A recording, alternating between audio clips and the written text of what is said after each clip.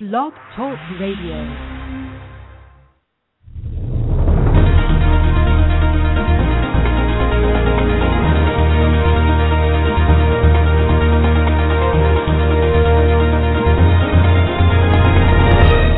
Well, good morning, everybody. Good morning, and welcome to the call today. Welcome to the Game Mindshare Business Hour, and we are going to be once again coming online to allow you to meet with entrepreneurs and independent business owners and marketers in Central Pennsylvania. So, if you're you'll definitely every day starting next week at 10 a.m. Standard Time, and we will have an assortment of entrepreneurs and marketers to talk to. So if you're looking for just some insight on things that you can be doing here in the region to make your business more marketable, well, you'll definitely want to tune in every day again starting next week. Now today, I'm going to be actually talking to a friend of mine, and her name is Danielle Kepperling, and Danielle does marketing at Historic Restorations out in Lancaster County. And Danielle, I actually met Danielle at Eastern University, where she got her MBA. And she's a very interesting story. Even if you think about it, now, if you followed our show any length of time, you know that we are preparing a book upcoming called "Taking Your Talents to Main Street," and really, Danielle is a great example of doing just that. That we want to attract, and we want to see people take their talent to the independent businesses in Main Street, and so not just to take them off to corporate America, but to really bring them back down where they're going to be making the most impact. I'm going to allow Danielle to tell you about Historic Restorations. I don't want to butcher it. I do know that what they do, they have a very specific niche, and what they do is they specialize in restoring 18th and 19th century buildings, and I think they do it for both individuals and for businesses. So I'm going to bring Danielle on here in a minute, but again, you can tune in. If you like, you can definitely join in our chat area, and you can do that by coming to blogtalkradio.com/gain mindshare. And if you do that, what you'll be able to do is you'll see a chat area, and then you will be able to participate in the chat. Of course, if you have any questions for me or for Danielle, you can just type them right there in the chat area. Again, you can join into the chat at blogtalkradio.com/gain mindshare. Well, without further ado, I'm going to bring Danielle on here. Danielle, good morning. Good morning. Hey, it's good to have you here, and good to talk to you as always. And I do want to talk to you here at the end. I know that you had some honors out there in Lancaster County where you were named Marketer of the Year, and I want to talk to you a little bit about that. But before I do that, why don't you tell me a little bit about Historic Restorations and what you guys do? You were very accurate in your description. We restore or preserve 18th, 19th, early 20th century buildings in the Mid-Atlantic region. Okay. And we do it both for private and public usage, and some for even the federal government for the Park Service. Right. So you will go actually outside of the boundary areas of Central PA. Do you go pretty far outside of Pennsylvania? Do you go up to, let's say, as far as New York or Maine, or how far out do you tend to go? We have gone to Maine only once to install a door that we built. So usually when we travel, we'll do things that we can do in the shop and then go and install them. Great. But we did do a restoration project in Staten Island a few years ago, and I guess the furthest south we've been was D.C., and we worked with the Park Service to restore the Peterson House, which is the house across from Ford's Theater that President Lincoln died in. Oh, very cool. Very cool. Now, I'd be always looking to take a job in Maine if I could. As a matter of fact, I'd be trying to get as many up there as I could. So I know that with something like this, Danielle, you have somebody that's in mind when you start talking about restoring a building. Who is the person, or who's ideal, or who are you looking to kind of present this unique service that you do to? Typically, we have a pretty good, avatar of a residential client. The commercial, I can't find a common thread anywhere. It's more project-based. Right, yep. But the residential, it's definitely people that love their buildings. It's not an investment. It's more of they view themselves as stewards of that building, and they are just taking care of it for future generations. Yeah. Those are our best clients. Generally they are at a higher end, a more affluent client, but they range from younger to older to single. There's a pretty big demographic, but they all have that frame of mind that they are just taking care of this building for this time period. Mm-hmm. And so I'm guessing that part of the process is really managing that relationship, because I know that things, when it comes to real estate build in particular, people can be and know about what it is that they've got, and I guess it's not just a matter of putting in drywall here and making things look right. I guess part of that process is managing those emotions that those folks have about their building. Definitely, and educating. It's a step-by-step education process, and we have to make sure that we're communicating well with them so that they understand what's going on. Or you do have even meltdowns. If somebody comes in and their house is torn apart and it wasn't like that when they left for work, that can be emotional. So tell me now, when you're probably going to end up, you're not going to make a commitment to something. It's not going to make a commitment there on the spot when you meet somebody. It's probably kind of a long process to actually get someone to say, okay, yes, we want to work with you.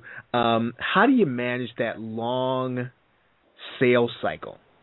What we do generally, especially if it's a larger project, because those are the ones that take longer to get commitment from, is that we continually,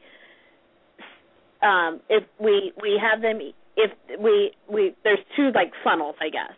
Right. If they want to move forward with the project development, we sign an agreement that just takes us through the development of the project, so that when we're done with that phase, they have everything that they need to move forward with the project. Right.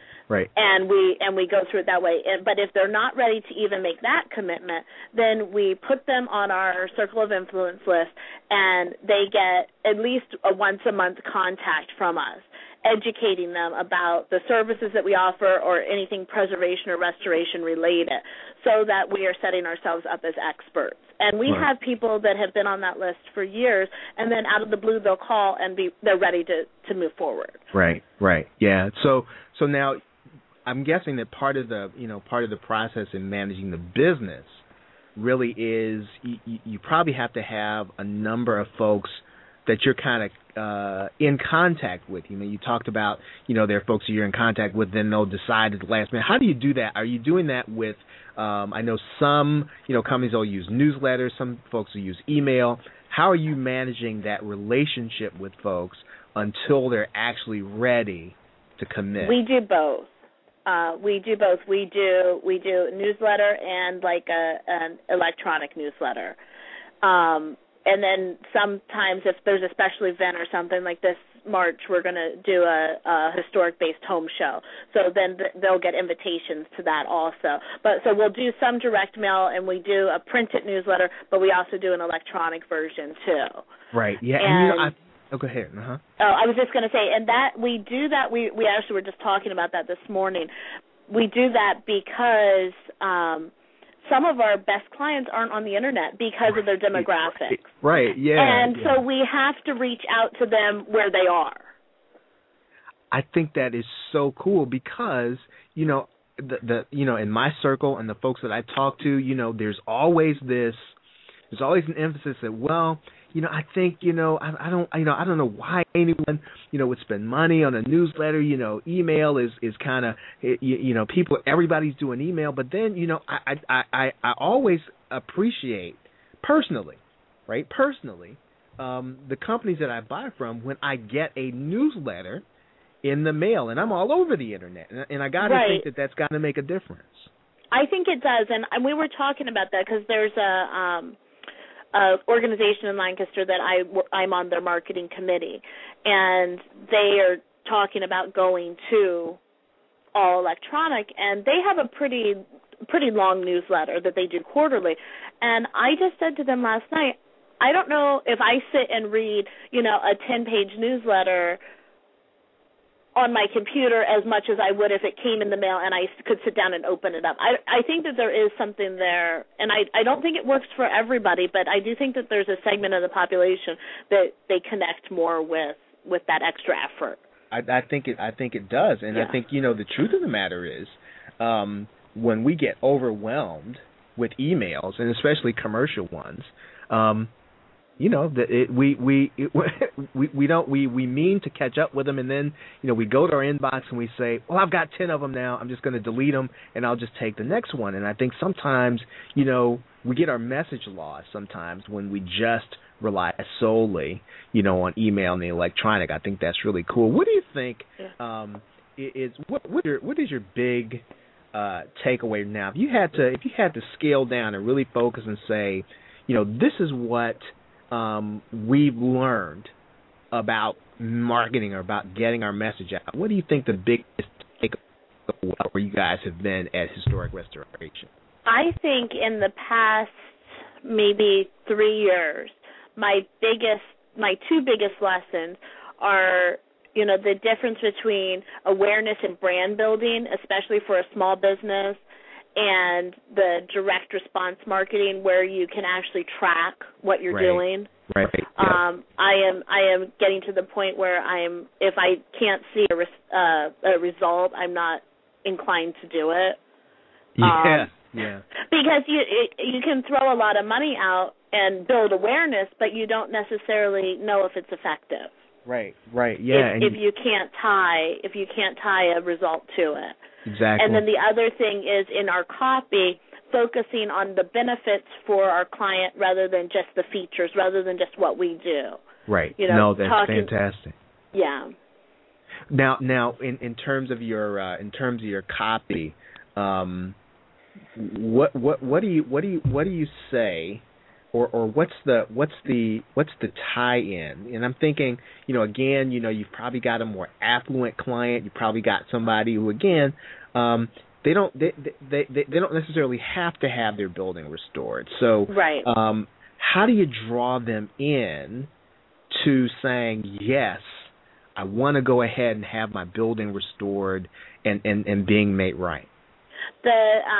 I have a 4-page sales letter that I wrote a couple years ago that I'm still using. We actually mailed it out the week after Christmas, and we have a couple appointments from it. And it's a lumpy mail piece. We glue a cut nail that would have been used like during the Victorian Civil War period to it, so that people get a nail in the mail on this letter. And the headline is Details Matter, and it talks about and it ties into that whole feeling of stewardship that our clients feel, and it talks about details in your building matter, and it matters to us down to the nail that we use on your floor. We make sure that it's appropriate to the period, and it kind of goes through that, and it talks about our philosophy, and then it introduces us as a company. This is like the first stage in a three-step campaign, but it's a 4-page letter. It introduces us as a company, and then it has an offer for a primer that we've written that is pretty much how to maintain your buildings, how to stop making mistakes that will cost you a lot of money to repair. Right. Yeah. Because really, this is a little more like it's a little more like dating, right? You're not expecting to get married right away. Right. Yeah. If somebody wants to marry you on the first date, maybe you should be a little nervous. I know you and I we're we're in a book reading group together, and I know you're learning some interesting things. What would you say is the thing that you're really kind of focusing in on now? I know you just talked about kind of really getting direct response kind of into your blood there. But what are you really focused on? What are you learning right now? The couple of books that I just finished reading were about how to make connections with your target audience. And so I've really been working and thinking about how we can make better connections and make connections with the people that are like the ambassadors for your brand or for your business. Because, and I joke, I mean, we have some people on some of our social media sites and some people that, they've never bought from us, but they seem like they're like fans, and they're out talking about us, and they're out, and we just need to make connections with them and maybe even educate them a little better so that they can, be the ambassadors they want to be because they're so excited about it. Right. Yep. What do you think? What's your take on and what's your take on social media? How do you approach that whole thing? I know I'm on your Facebook page, and I see you're pretty active. How do you view where social media falls in terms of the priority in your overall promotional plan? Right. We use it as a conversation. We've had that discussion because it kind of falls into can you find a direct response, a direct result from it. We do it because it helps with the search engine optimization, with the rankings and things, but I cannot find like a direct link to sales and our Facebook or our LinkedIn and some of the other things that we do. But we have been growing that, the following, and we do use it to get information out quickly, and we use it mostly not to promote our own products, but to promote things that are going on within the community. Sure. Yeah.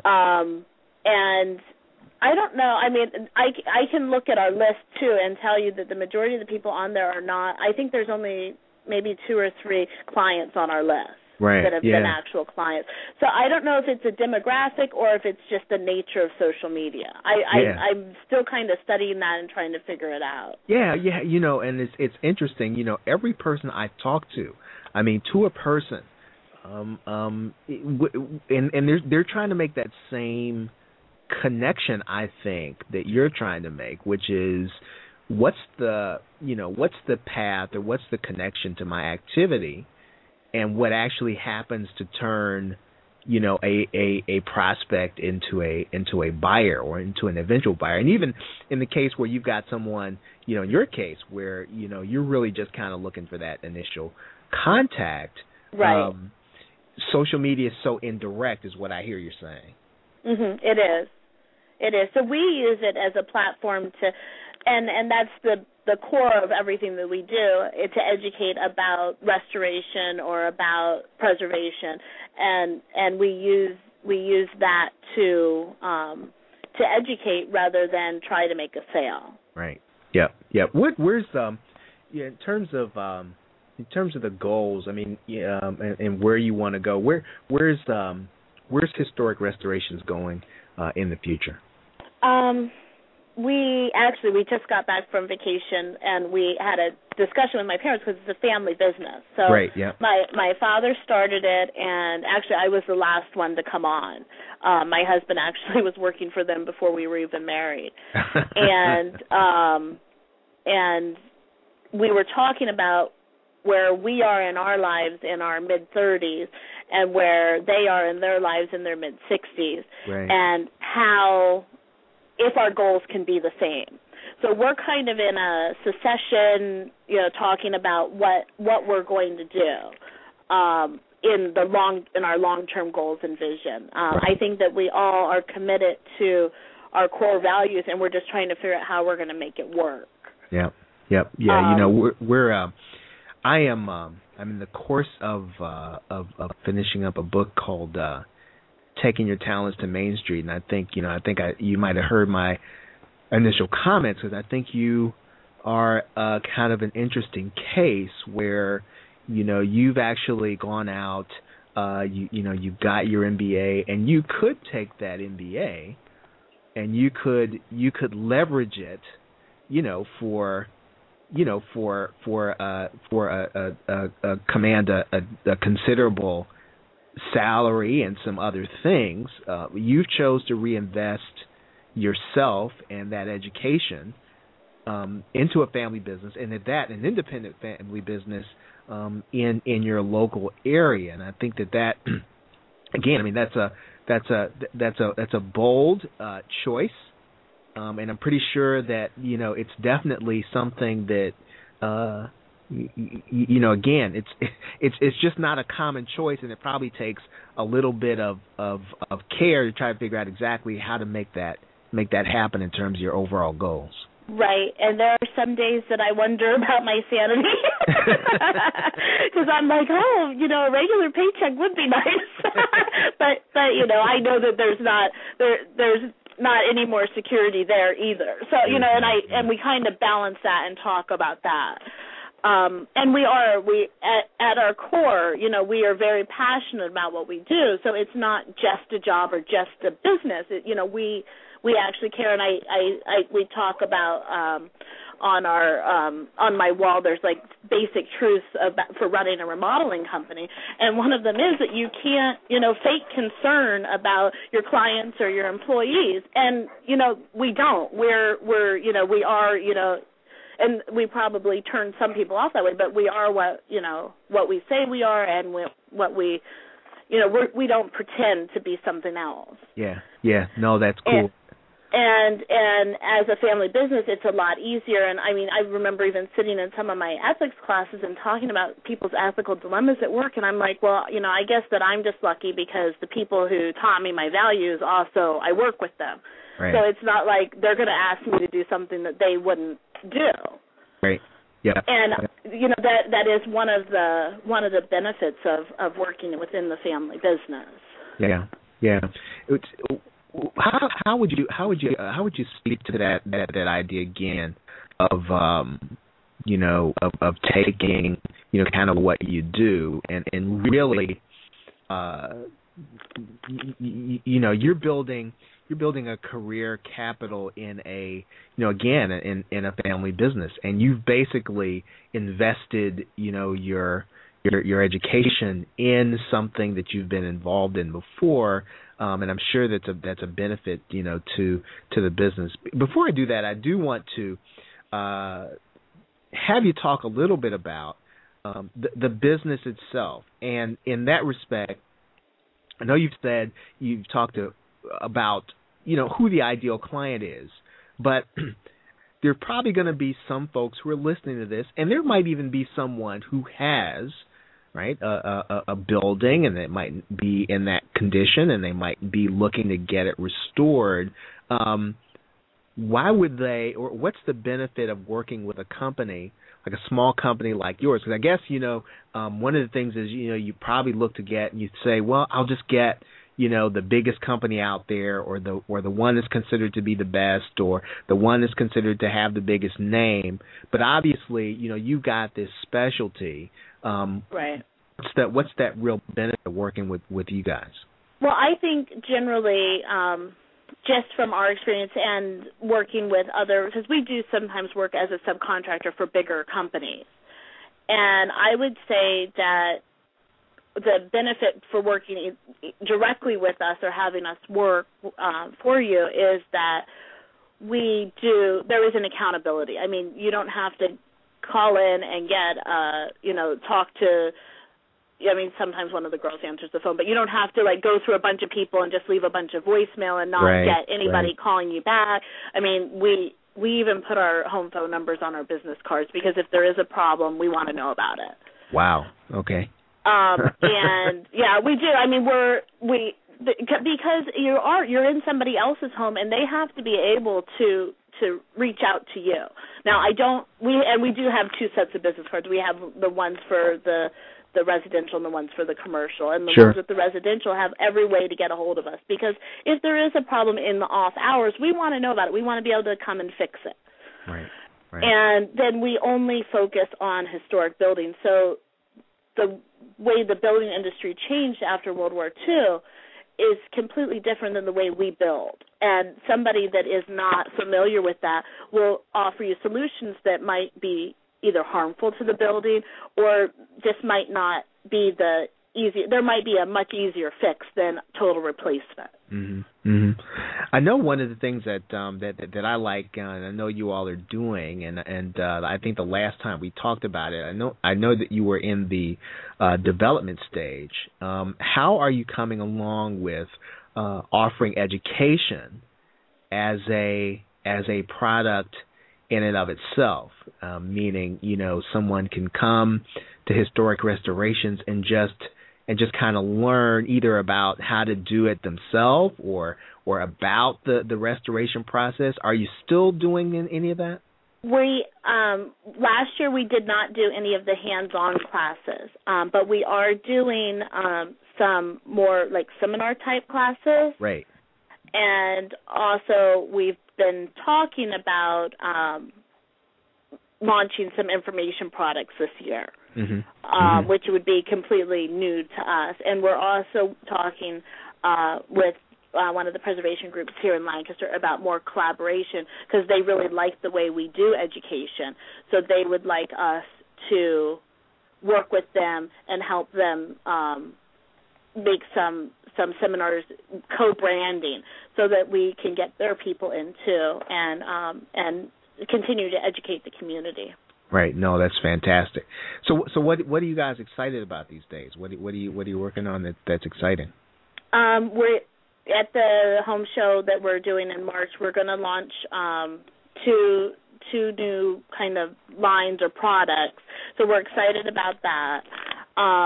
We're going to make a maintenance plan where people that maybe don't have the huge budgets to take on a complete project could break it into smaller projects over so many years, where we help them evaluate what they should do first. Right. Yeah.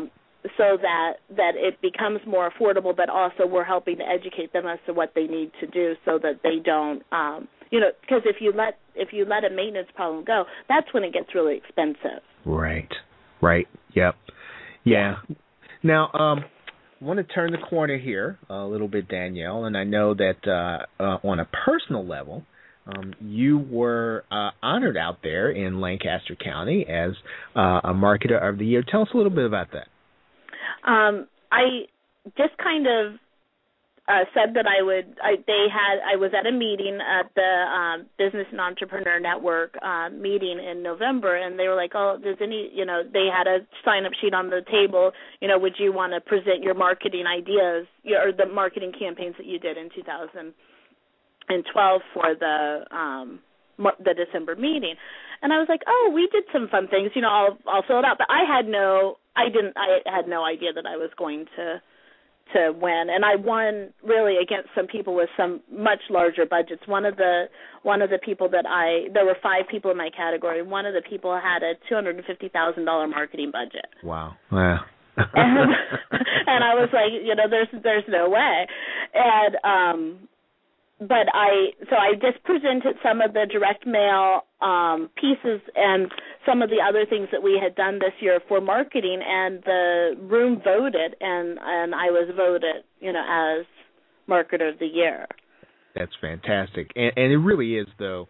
And anytime that you've got independent business, and whether or not you're big or small, it really is. It comes back down to hustle. And there's no path, there's no book to getting the word out. It's just sometimes it's just grit and just getting there and being there sometimes until something happens. So and I see that you all are doing that all the time.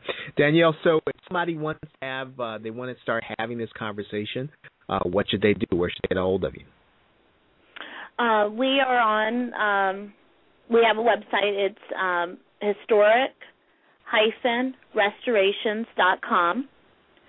And then the office number is, the toll-free number is 877-461-6928.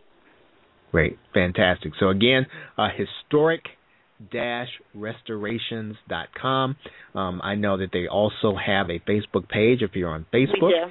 And you can get a hold of them there. And if you either if you know someone or if you are just kind of thinking about that process, go ahead and take a look up for Historic Restorations. Well, Danielle, this has been a real pleasure, and thank you for kind of coming on and talking about marketing. It's what we like to talk about. And again, look forward to chatting with you in the future, for no other reason than to really get your perspective on taking one's talents to what I call Main Street.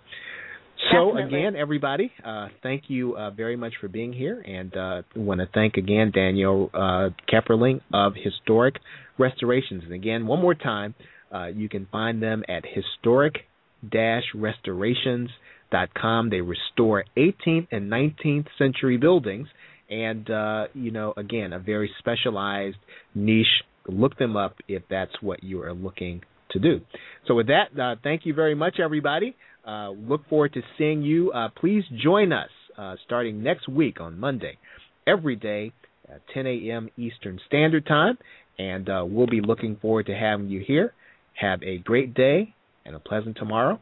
Take care.